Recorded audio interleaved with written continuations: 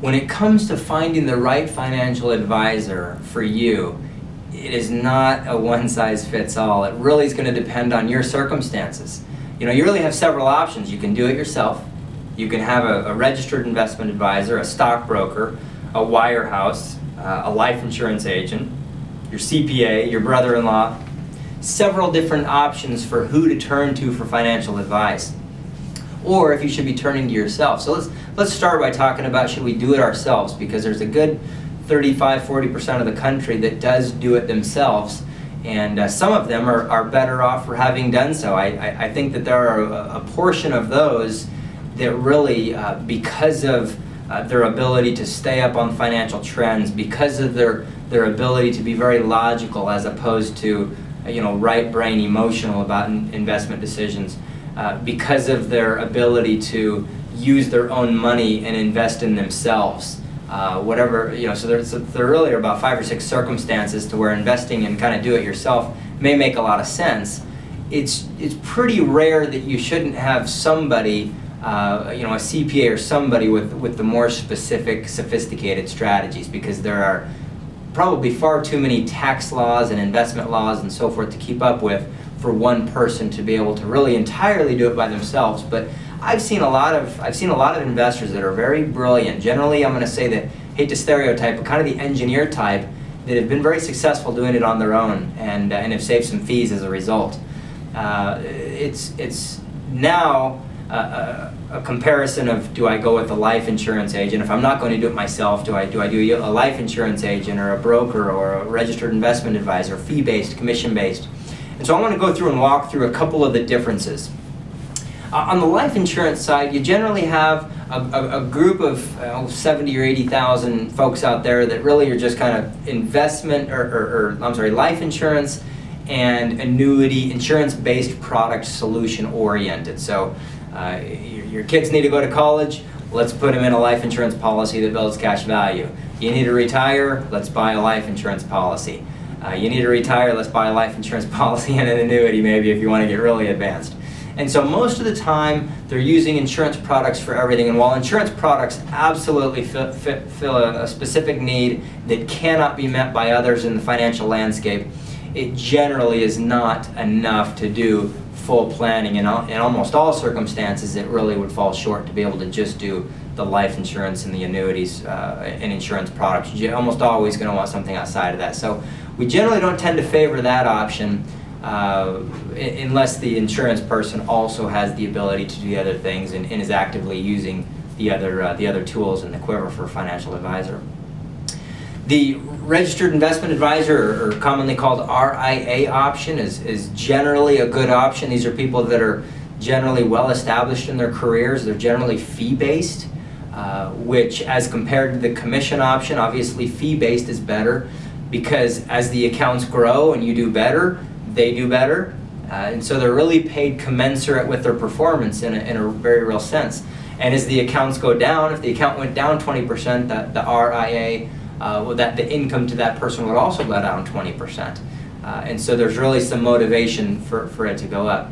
On the financial advisor side, generally if you're looking at a wirehouse, there are generally less options that are limited. You have to look at that wirehouse and say, okay, this home office has a certain set of investment options that they have approved, whether it be because of the time required for due diligence or just their bandwidth, or in most cases, certainly it has to be a revenue center. So if there's a financial product out there that the wirehouse does not have a net mechanism to turn a profit on, they're just not going to offer it.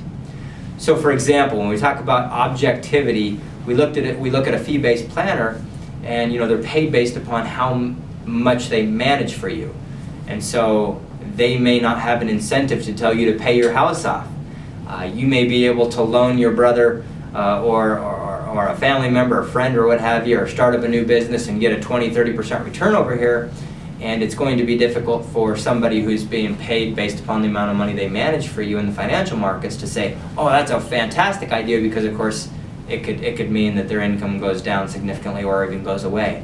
And so you have to remember that you ultimately are responsible for your investment decisions. You cannot pawn that off on another person that is never going to have as much interest in your financial well-being as yourself, simply largely because of the lack of true 100% objectivity which you can have for yourself when you're looking at for your own financial welfare.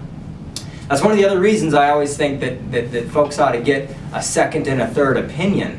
When they're talking to different advisors and professionals, they ought to look at all the different options. Should I pay my home off? Should I put this money into my business? How diversified am I? Over diversified?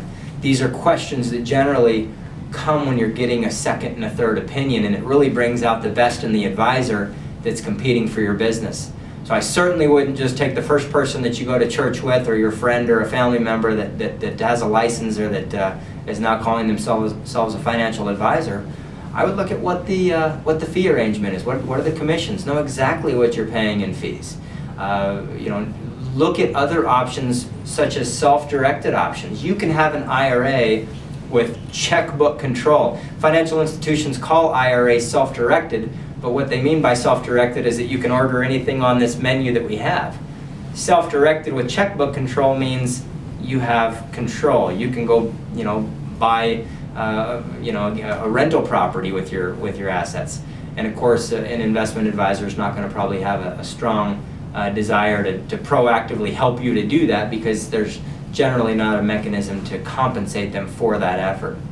So as you look at the different options, chart them out, weigh the differences in fees, consider your own expertise, consider how involved you're going to be, consider if your mindset is more logical or more emotional. If you're more of an emotional thinker, then you absolutely have to have somebody in your corner, a sounding board, somebody that's going to keep you disciplined. I would also, no matter who you work with, they need to be a remarkable communicator. They need to be able to be willing to not spare your feelings if you say you want to take out an X amount and they tell you, well, you can't sustain that over the long term. So I would have somebody that's willing to be candid and transparent with you, someone that's willing to have a deep conversation with you and find out really what's important to you about money. Not just say, hey, here's a great allocation plan of action, but to really find out for you as a person and you as a family, you representing your family, what is truly important. Because really the best financial advisors are going to look at your life and then solve those financial problems with all these products and strategies that are in the repertoire. That's how that's probably the best way to know that you found a great financial advisor, is they're looking at this from a solution standpoint. Certainly if they're fee-based, I think that's a big plus. And certainly if you see that they're giving you some coaching on doing things that they wouldn't be compensated for, paying down a debt, things like that. I think that's always indicative of somebody that's looking out for your best interest.